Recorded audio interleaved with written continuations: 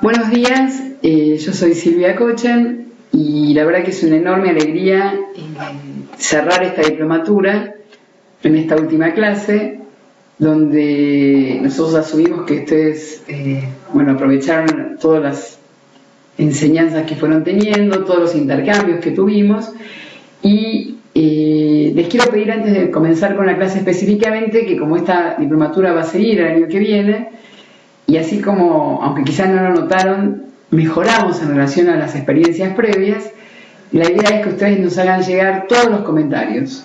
Los positivos siempre son buenos para nosotros, pero lo más importante son los negativos, o sea, negativos no en el sentido de negativo, sino de las críticas que tengan para darnos. Están todos los canales disponibles y les pedimos por favor que pueden ser anónimos, busquen la forma que ustedes quieran, pero para que podamos seguir mejorando, y también porque confiamos en la divulgación del boca a boca. Ustedes habrán dado cuenta que hacer esta diplomatura es un esfuerzo importante para nosotros como docentes, para las instituciones que nos están avalando, tanto la Universidad Nacional Arturo Jauretche como el Hospital del Cruce fundamentalmente, entonces es muy importante.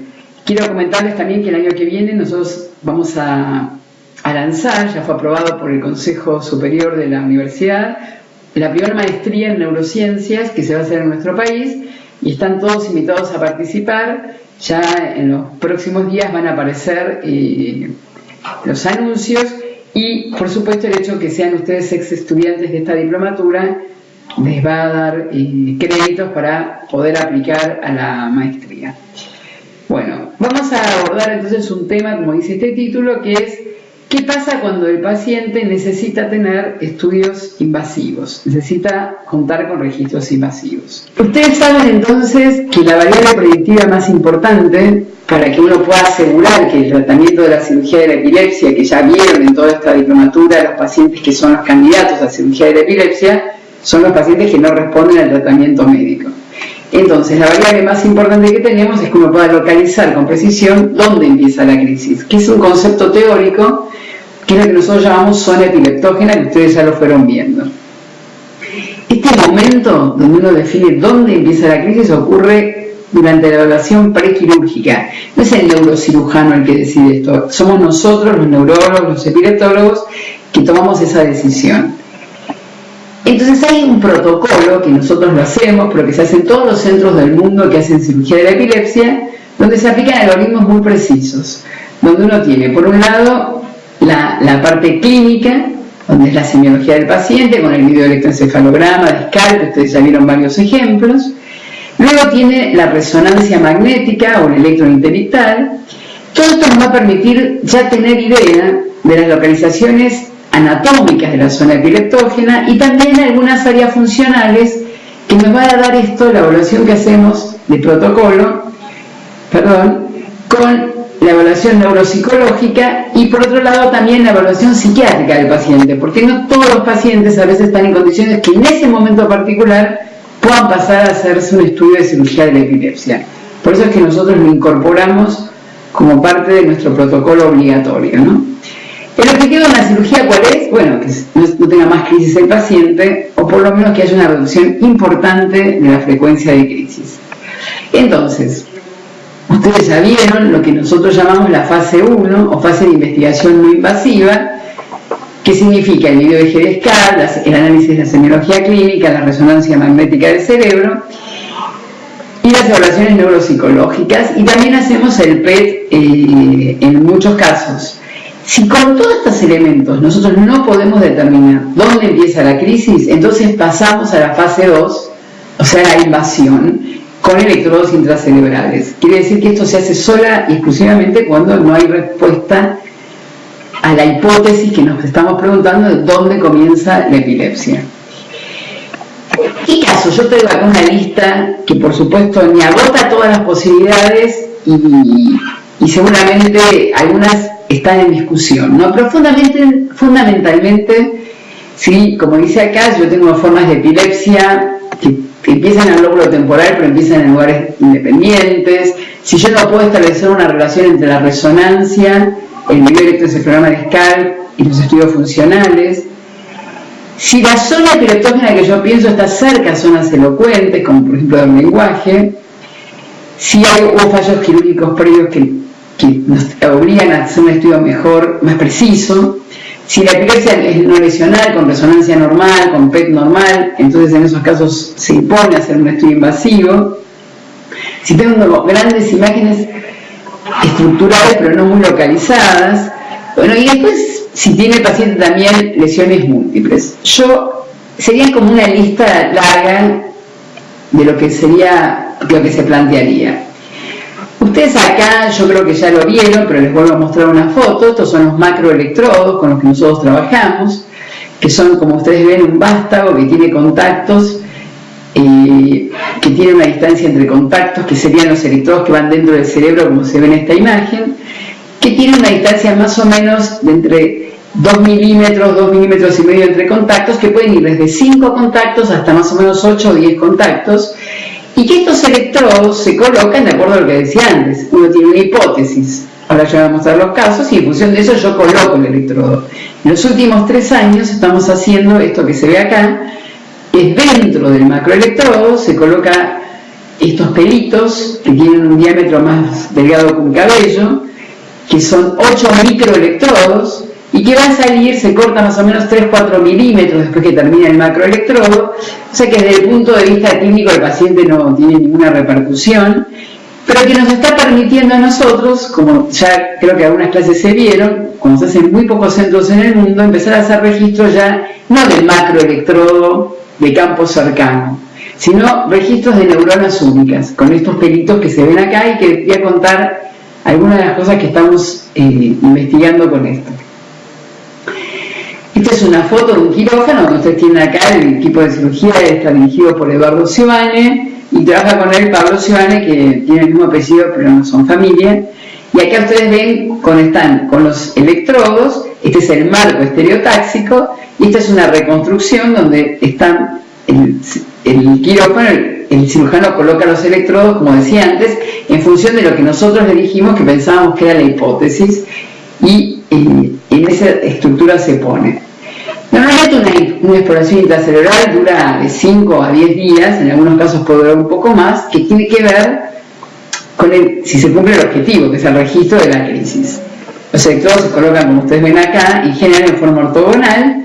Este es el dibujo del marco estereotáxico, y acá están los vástagos de los electrodos. Esto es una reconstrucción de tomografía y resonancia, y acá se ve el registro intracerebral, donde ahora yo voy a mostrar unos casos en concreto, pero ustedes pueden tener la oportunidad de ver con muchísima precisión dónde comienza la crisis, cómo se organiza, cómo se propaga, porque eso es lo que uno después le decía al cirujano: hay que operar acá, hay que sacar esta estructura. Entonces me parece que es mucho más ilustrativo mostrarle algunos casos clínicos que les van a dar más idea de cuándo lo hacemos y por qué lo hacemos. Esta es una chica de 18 años que empezó su epilepsia a los 6 años, que refería ardor estomacal, dolor o molestias, automatismos orales, y que tenía elevada frecuencia de crisis, que había recibido toda esta medicación, inclusive había recibido dieta cetogénica, y no respondía a nada, seguían las crisis. Ustedes ya por lo que estuvieron viendo en esta diplomatura ya se empiezan a imaginar que alguien que tiene esta semiología localiza en estructuras mesiales temporales, y también por las cosas que vieron acá se trata de una forma refractaria de epilepsia. Entonces, siguiendo nuestro protocolo, hicimos un video electroencefalograma de SCALP, como ya lo vieron, y lo que encontramos eran actividades paroxísticas que tenían fundamentalmente predominio derecho, pero que pasaban a estructuras también izquierdas, en el registro interictal. En el registro ictal registramos 8 crisis, todas iguales, con esta ruptura de contacto, a veces avisaba, a veces no avisaba, y después tenía automatismos soloalimentarios bimanuales. En 2 crisis se registraron afasia posictal. 7 de las 8 crisis la paciente comenzó en la región izquierda, y en una crisis se localizó en la región derecha, lo cual nos lleva a decir, ¿qué hipótesis tenemos? Puede ser epilepsia izquierda. Tenemos un único elemento semiológico que nos ayuda, que es esta afasia, o sea, esta dificultad para poder hablar en el periodo posictal, que lateraliza, pero no podemos descartar que no tenga una epilepsia temporal derecha. Entonces, siguiendo el protocolo, le hacemos una evaluación neuropsicológica y la verdad que la evaluación neuropsicológica nos apoya más la hipótesis de izquierda, porque tiene mayor compromiso de déficit verbal en una paciente diestra.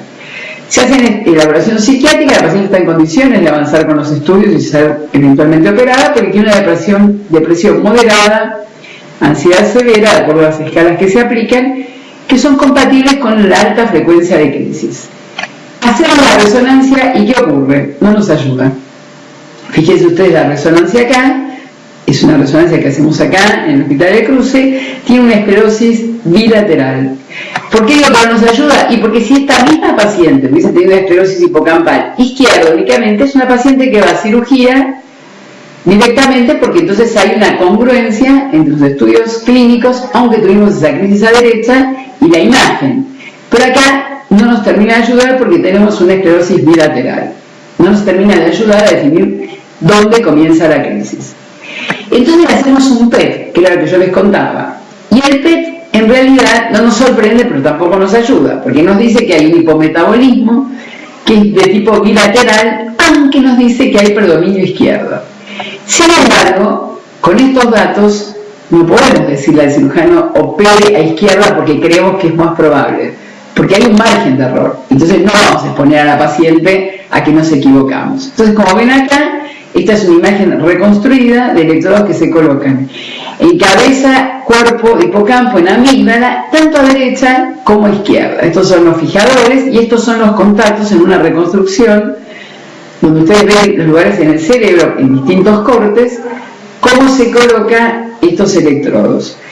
Estas son reconstrucciones que se hacen con sistemas abiertos, o sea, open source, que se puede conseguir, y que nosotros tenemos publicaciones sobre esto, y que si a alguno le interesa, por supuesto lo podemos compartir con ustedes.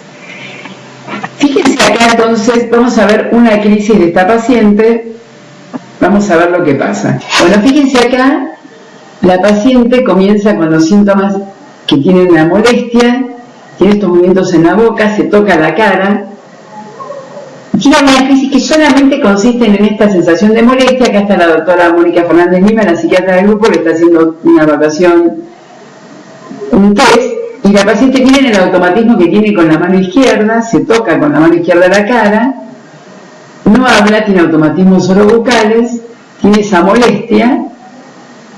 Esta es una de las características más frecuentes de sus crisis, cuando la crisis va propagándose, ¿no? En muchos casos solamente empieza con la molestia en el estómago, ella no contesta, pero dirige la mirada al que le habla, ¿ven? Al observador, sin contestar. O sea que hay una ruptura de contacto parcial. Y entonces, fíjense ustedes, cuando empieza la crisis, lo que se observa es que en la cabeza de la región hipocampal izquierda tiene esta descarga muy bonita, muy organizada, muy localizada, a tal punto que, como anécdota les cuento, cuando la paciente en el video de Scalp decía que tenía una molestia en el estómago, nosotros, como no veíamos nada en el electro de Scalp, y como esto duraba a veces mucho, pensábamos que era una manifestación de tipo más emocional. Cuando hacemos el registro intracelular nos damos cuenta que esos episodios que ella refería como de molestia estomacal sin ruptura de contacto, lo que tenía era una descarga localizada en la región de la cabeza del hipocampo izquierdo. Me detengo en esto por lo siguiente. Ustedes ya vieron lo que significa un dipolo, organización de campo electromagnético. Es imposible, por un problema de campo electromagnético, que una descarga tan localizada, que el electrodo que sigue, que está acá abajo, que está a 2,5 milímetros, no se ve nada, esto pueda llegar a verse en el scalp, o sea, en el cuero cabelludo. Entonces, por eso es que uno no lo ve. Por eso también es que muchas veces el registro, uno no encuentra nada en el registro, por lo menos en algún tipo de crisis, porque el campo electromagnético que genera, que era lo que ustedes veían en los principios de las clases, y acá lo ven en un caso concreto, no llega a propagar lo suficiente para poder verse en la superficie.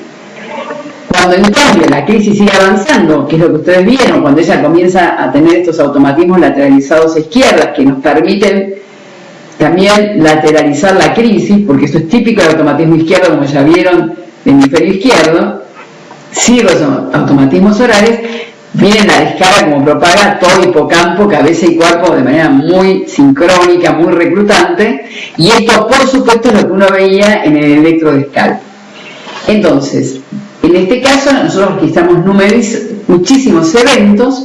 Es muy probable que ese evento que se había registrado en el scalp del lado derecho era falso. Es probable que, como ven acá, se propague estructuras derechas, y puede ser que si lo que teníamos era una crisis que empezaba en la región izquierda localizada y que luego no se seguía propagando a la región izquierda y pasaba a la región derecha, es probable que entonces pensamos en el registro de scalp que empezaba a derecha, pero constatamos en el registro intracerebral que las crisis fueron todas a izquierda. Por lo tanto, en esta paciente pudimos establecer con certeza que la zona epileptógena estaba localizada en la región de hipocampo izquierda, y pudimos entonces plantearle al cirujano que se podía hacer una cirugía de esta región.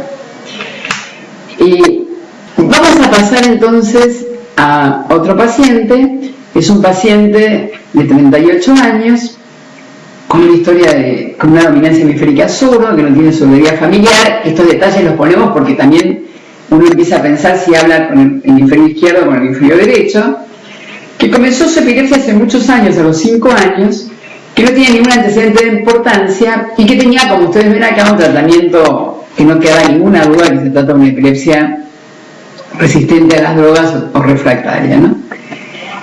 Este paciente tenía una semiología que era bastante variable, pero que era constante para el paciente, pero refería a pariestesias periorales derechas. Él tenía una modificación en la postura tónica de la lengua, a veces esto lo refería a que se extendía hasta la sensación de la garganta, podía tener clonías faciales a derecha, y en ocasiones se acompañaba, o sea, en ocasiones cuando se propagaba este inicio, a movimientos cerebrales con el miembro superior derecho, tenía clonías también de ese miembro, no tenía nunca trastornos del lenguaje y tenía una rápida recuperación, con una elevada frecuencia de crisis, y este paciente tenía bastantes veces, tuvo en su historia, crisis que se generalizaban a este inicio focal, inclusive que le provocaban muchas veces internaciones, porque no se podía controlar. Entonces, con esa semiología del video EG de scalp, como aparece acá, más el electro, que pensamos que podía ser una actividad que estaba, lo que vimos fue una actividad centrotemporal y lateral, con predominio izquierdo,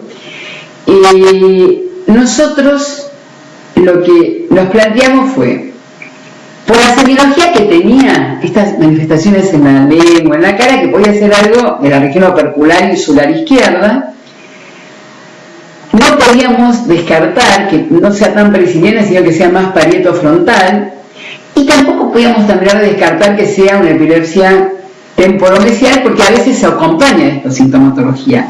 Por lo tanto, estábamos en problemas en relación a definir la zona epileptógena para informarle al cirujano y decir, esto es lo que tiene que operar. Cuando hacemos la evaluación de acuerdo a nuestro protocolo que ya les conté, nos encontramos que el paciente tiene un déficit en el funcionamiento ejecutivo. Esto da más para pensar en algo frontal que mesial, y también tenía dificultades en la planificación, también nos lleva más al lóbulo frontal. Tenía una evaluación psiquiátrica normal, y cuando hacemos la resonancia, donde esto también es yo sé que se vio en este curso y lo vuelvo a decir, es muy importante que la persona que mira la resonancia sea parte del equipo, porque tiene que salir a buscar las hipótesis que tenemos, no se hace una resonancia en el aire. Y entonces cuando se sale a buscar esta resonancia con las hipótesis que tenemos, lo que nos encontramos es que tiene una lesión secuelar con una retracción cortical, como se ve acá, opercular frontoparietal interna, que se extiende hasta la región de la ínsula, ¿no? Acá se ven en los dos cortes. O sea que la imagen es bastante coherente y se puede sincronizar con las hipótesis que teníamos de la semiología clínica y de la semiología eléctrica. Sin embargo, estas imágenes, no resultan uno sabe que estas imágenes de retracción pueden ser medio como se dice la punta de un iceberg. No estamos tan seguros para decirle al cirujano, avanza y opera acá, estamos también cerca de zonas elocuentes. Entonces nos obliga a hacer una exploración intracerebral para poder delimitar con el neurocirujano mucho más exactamente dónde comienza la epilepsia. Y entonces acá son imágenes de reconstrucción, donde ustedes ven acá el electrodo colocado. Ahora nos siguen en estas hipótesis nuestras, ¿no? En la región insular anterior izquierda, en la región insular posterior izquierda, como se ve acá. Todas son imágenes de software de open source, o sea que se consiguen gratis, se tiene que trabajar un poco. Acá tienen ustedes el electrodo que ya que está explorando la región frontal izquierda y la región opercular parietal media, como se ve acá en la reconstrucción, la región parietal posterior y los electrodos que ya van a estructuras mesiales, hipocampo y amígdala. Estos esquemas nosotros los tenemos cuando estamos haciendo los informes. Algunos de ustedes ya lo vieron, de lo que ocurre en el informe del estereoelectroencefalograma, porque le permite a uno entender bien qué es lo que está mirando y cómo se propaga y qué distancia hay entre estas estructuras y estos electrodos. Fíjense acá, tenemos el paciente con su compañera jugando al celular. Él comienza, como ustedes ven acá, con esos automatismos, con esta molestia en la cara, mientras sigue trabajando jugando con el celular como hacen todos nuestros estudiantes. Sigue con el celular. Miren la boca, este movimiento que hace, y el resto está inmóvil, inclusive sigue haciendo la actividad con el celular. Su compañera se da cuenta que algo pasa,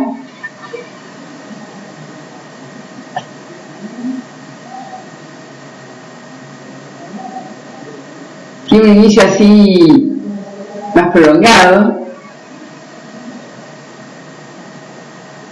Miren la boca de él.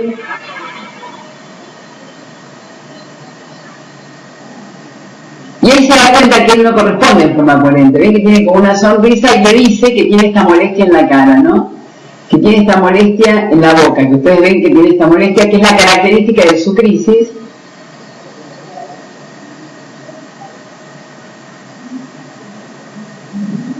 Tiene un lenguaje que no es muy coherente.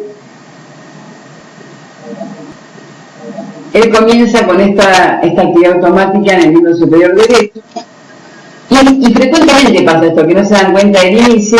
Él a veces no puede hablar y le avisa.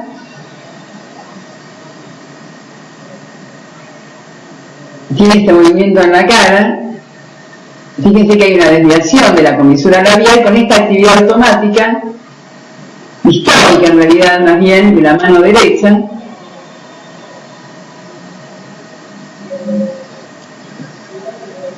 Comienza con estos movimientos que yo refería de los miembros inferiores. Hay una elevación del tronco con una actitud más bien tónica.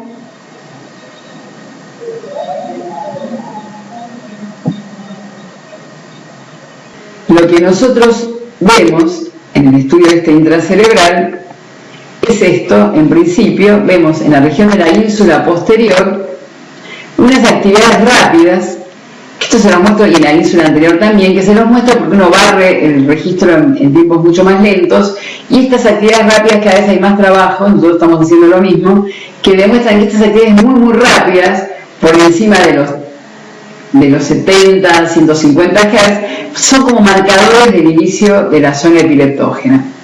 Y como ven acá, cuando la crisis, ya en la crisis que acabo de mostrarles, en una amplitud normal, queda muy localizada en estas estructuras que ven acá, que pertenecen a la región fundamentalmente de la ínsula posterior, ínsula anterior, que están muy localizadas. Realmente uno no tiene ninguna dificultad en reconocer que ahí está la actividad eléctrica, es las ventajas del registro intracerebral, y entonces nos permite decir, de nuevo con certeza, que la zona epileptógena del paciente comienza en la región, está localizada en la región de la ínsula posterior izquierda, lo cual es coherente con lo que nosotros pensamos como hipótesis clínicas, o una de las hipótesis clínicas, también con los hallazgos de la resonancia magnética, y esto entonces nos permite decirle al cirujano que puede pasar a hacer la cirugía absolutamente tailoreada para este paciente de esta zona, teniendo en cuenta, por supuesto, los reparos anatómicos y funcionales. mostrar un último ejemplo, para que tampoco se sientan abrumados, pero porque nos parece, en general, lo usamos durante toda la cruzada, es un poco el espíritu de la diplomatura, porque pensamos que, más que clases teóricas, que ustedes la pueden tomar de cualquier, en este momento de cualquier página web, de cualquier texto de consulta, esto es lo que les permite acompañarnos, porque en realidad nuestra idea es que ustedes nos vayan acompañando y les vamos contando las dificultades que vamos teniendo y cómo las vamos resolviendo. Esta es una mujer de 33 años que tiene un antecedente de prematurez, que tuvo convulsiones febriles, que tuvo su primera crisis, sin embargo, tuvo una infancia y un desarrollo totalmente normal y tuvo una primera crisis a los 18 años. Pero que previamente había tenido episodios de lo que es el síndrome de déjà vu, que es la sensación de ya vivido, y que es muy frecuente que un paciente que tiene solamente ese síntoma no consulta, lo vive como algo normal, porque por otro lado está presente en todos nosotros como normal si es una cosa muy esporádica, ¿no? Si alguno de ustedes lo tiene muy repetido, piense que puede tener una epilepsia. Bueno, esta paciente también recibió varios esquemas terapéuticos y cuando empezamos a preguntarle a nosotros, la paciente entonces nos cuenta que tiene esa sensación de déjà vu, como ya vivido, como una cosa ya vista, y que muchas veces no siente más nada que eso, y luego tiene una ruptura de contacto, inmovilidad, tiene una aversión cefálica, y tiene automatismos bimanuales, ahora vamos a ver, y gira sobre su propio eje, y en ocasiones se generaliza. Tiene crisis que son en salvas, o sea que empieza una crisis que es una forma de presentación frecuente y se repiten varias veces en el día. En el nivel GESCAR tuvo 15 crisis que fueron todas iguales, cosa que es importante porque uno también permite mejor constituir una hipótesis, y que tuvo las crisis parecidas a la semiología que yo les acabo de describir. Vamos a ver el video de la paciente. Muy bien, acá está la paciente que se está haciendo el estudio. La paciente está sin ningún síntoma previo.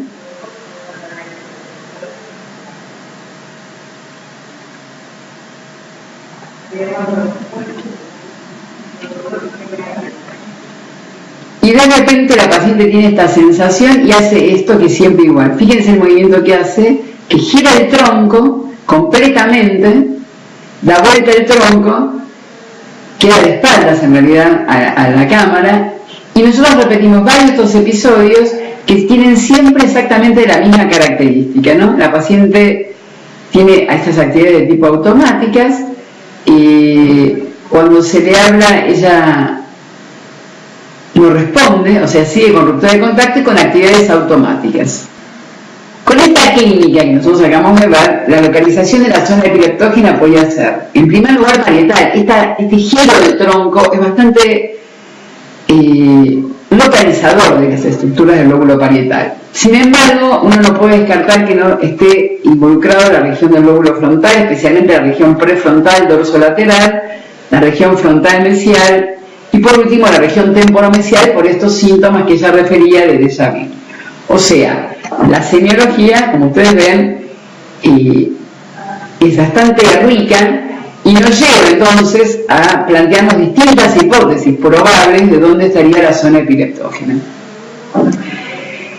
La lateralidad tiene manifestaciones clínicas que sugerirían una lateralidad derecha, ¿no? Por la deportación del tronco, por los automatismos de los miembros superiores. Tiene una evaluación psiquiátrica, que tiene una sintomatología depresiva ansiosa, tiene un déficit en la memoria no verbal, o sea que nos lleva más a pensar en el hemisferio derecho, pero también tiene un fallo moderado en la función ejecutiva, que nos lleva a pensar más en el lóbulo frontal, y por último, para complicarlo, para volver a lo anterior, tiene anomias, o sea, una paciente con anomias, eso hace pensar en que está afectada la zona del lenguaje. Yo les voy a mostrar, nosotros hacemos de nuevo, pescando, buscando, y con la persona que hace imágenes con nosotros, el doctor Juan Pablo Princich, hacemos resonancias donde se busca las hipótesis que les acabo de contar. Como ustedes ven acá, es una resonancia de muy buena definición, la hacemos acá de 3T, en distintos cortes, y como ustedes ven, yo estoy pasando rápido, tienen que creerme, pero la resonancia fue absolutamente normal. La paciente no tiene ninguna anomalía en la resonancia de 3T. Entonces, en este caso, nosotros pasamos a hacer, como yo había dicho, un PET. No lo podemos hacer siempre porque no tenemos los recursos siempre, pero en los casos que es imprescindible lo hacemos, los buscamos, y tiene un PET normal. O sea que tampoco en este caso no tenemos una contribución de los estudios complementarios estructurales. Por lo tanto, con una hipótesis tan vasta, de la hipótesis, estamos obligados a hacer un estudio invasivo, ¿no? O sea que resumiendo, es lo que decía acá, ¿no? Puede ser, es bastante variable, epilepsia resistente, que puede ser parietal, prefrontal lateral, frontal media, con una lateralización que no es concluyente, con un neuropsicológico que nos da para frontal o para temporal, y que tiene un alto impacto de su calidad de vida por la epilepsia, ¿no? Y resonancia y PET normales. Entonces, esta es otra paciente que, como yo mostraba en esa lista larga, estamos obligados a hacer un estudio invasivo. Y entonces, la planificación de los electrodos, estamos obligados en este caso a hacer una planificación bilateral también, porque no podemos decir con certeza a priori si se trata de un inicio izquierda o un inicio derecha. Y por otro lado, en la planificación bilateral exploramos la región prefrontal dorsolateral, nos están siguiendo, de acuerdo a la hipótesis se van poniendo los electrodos. La región frontoorbitaria, la región parietal y la región temporal, donde vemos hipocampo y amígdala. Y ahí está, como ustedes ven acá, con cada una de las etiquetas, los electrodos donde están puestos, ¿no? La región frontoorbitaria derecha, que esta es la reconstrucción, no es un fantasma, esto es la reconstrucción de la tomografía de la paciente posterior a la colocación de los electrodos, con una resonancia previa de la paciente. Por un software se reconstruye y uno sabe exactamente, con precisión milimétrica, dónde se colocaron los electrodos. Y entonces, como ven ustedes acá, esta es la colocación de los electrodos, con los electrodos en hipocampo y en amígdala, ¿no? Esto es una vista lateral para que ustedes vean, y nosotros vemos también, porque si yo tengo electrodos que tienen un inicio acá y que después se pasa para acá, uno empieza a decir, bueno, aquí hay situaciones difíciles, que está cerca y que está lejos, ¿no? Entonces, por eso es que para nosotros es muy importante tener estas vistas que, como les contaba, mientras hacemos la exploración, nosotros estamos trabajando con estas imágenes que nos permiten entender más cómo se organiza la descarga. Fíjense acá. Estamos en presencia acá de una crisis espontánea. Entonces, tenemos este electrodo que en la región, en los contactos más externos de este electrodo que llegaba a estas estructuras mesiales anteriores, el electrodo, miren qué linda como se ve acá la descarga, ustedes ven que está tomando las cortezas laterales, ¿no? Y también está tomando, como se ve acá, la corteza frontoorbitaria. Como se ve en el esquema, en realidad, a pesar de que estamos hablando de estructuras que están, una es la corteza frontoorbitaria, otra la corteza lateral externa, pero en realidad está bastante cerca una de las otras, ¿no?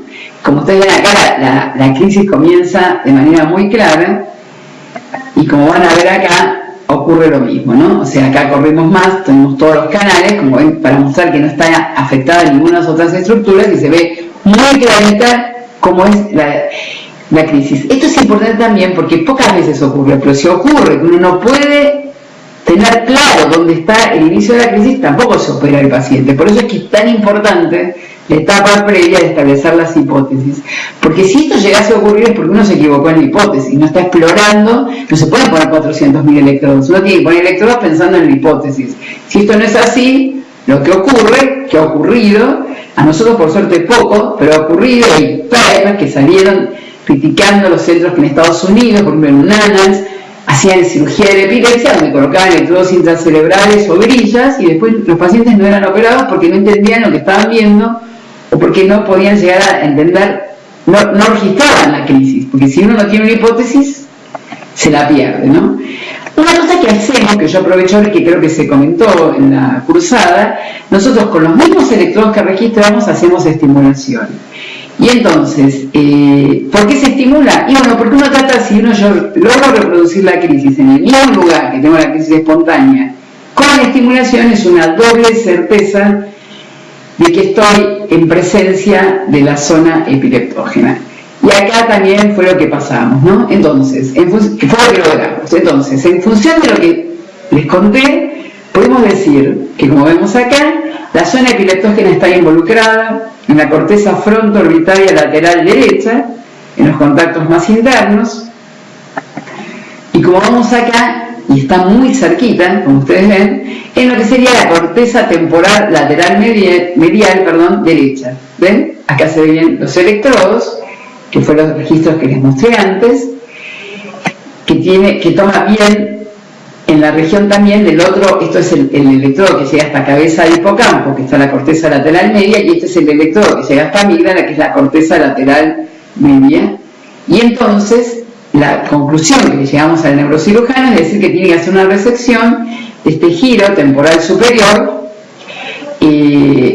tomando la parte inferior de la corteza fronto-orbitaria lateral y basal derecha. Es una cirugía importante, pero está también marcada por la misma marca de los electrodos, donde el cirujano hace una cirugía planificada para esta paciente y en realidad yo no hablé de los resultados, pero los pacientes estos tienen una supresión de sus crisis.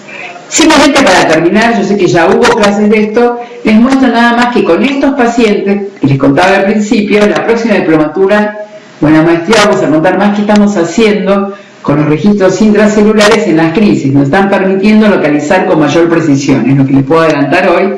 Esto es una foto de la punta de un microelectrodo alrededor de una neurona. Hacemos registros extracelulares, pero ya de neuronas únicas, no intracerebrales.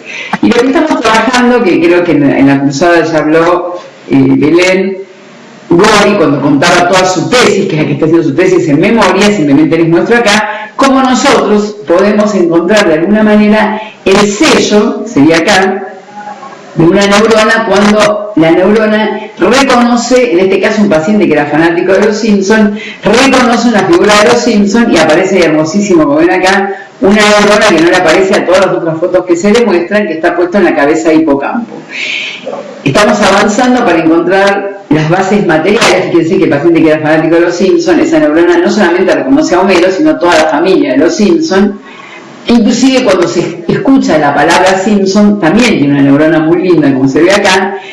Entonces estamos reconociendo de alguna manera cómo se organiza la memoria, cuáles serían las bases materiales a nivel neuronal de estas neuronas que guardan el concepto de una información que nosotros tenemos guardada en nuestra memoria.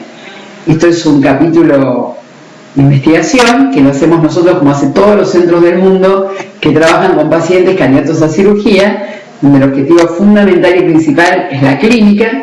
Todo electrodo que se coloque en el cerebro es porque uno tiene la hipótesis de dónde empieza la crisis, pero también se hace trabajos de investigación.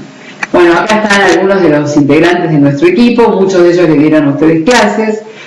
Yo, para cerrar la maestría, les cuento que para nosotros es una enorme alegría compartir nuestra experiencia con todos ustedes.